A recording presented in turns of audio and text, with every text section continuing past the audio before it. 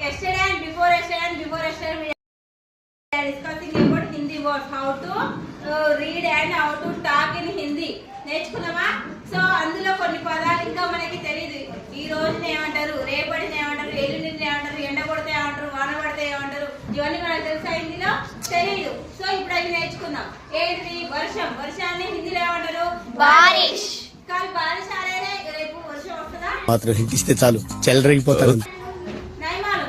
నైమాలు బారిష్ ఆరేతో నైమాలు, మనకి వర్షం వస్తుందా రాదనేది తెలియదు. నెక్స్ట్ ధూప్. ధూప్ అంటే आज बहुत धूप है, आज बहुत धूप है बाहर में. ఈ రోజు బయట బాగా ఎండ కొడుతున్నది. ధూప్ అంటే ఏంటిది?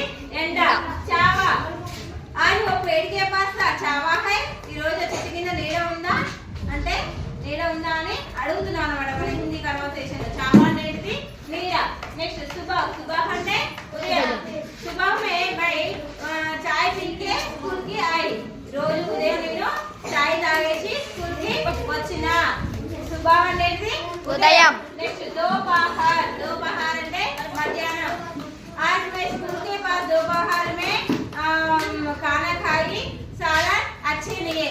ఈ రోజు నేను స్కూల్లో మధ్యాహ్నం అన్నం తిన్నా, కానీ కూర నాకు నచ్చలేదు, అంతగా బాగలేదు అని అంటున్నారు. दोपहर అనేది మధ్యాహ్నం. शाम. शाम అంటే సాయంత్రం. मैं शाम तक घर की जाके खेलते. సాయంత్రం నేను ఇంటికి వెళ్ళి ఆట ఆడుకుంటాను. శామ్ అనేది సాయంత్రం. నెక్స్ట్ రాత్. రాత్ అనేది నైట్. आज मैं रात के हमारा अम्मी चिकन करी खाते. चिकन करी बनाकर को डालते. అంటే మా మమ్మీ ఈ రోజు నైట్ నాకు చికెన్ కర్రీ చేసి పెడుతున్నది నాకు అని అంటున్నాను. రాత్ అనేది నైట్. नेक्स्ट आज. आज అంటే ఈ రోజు.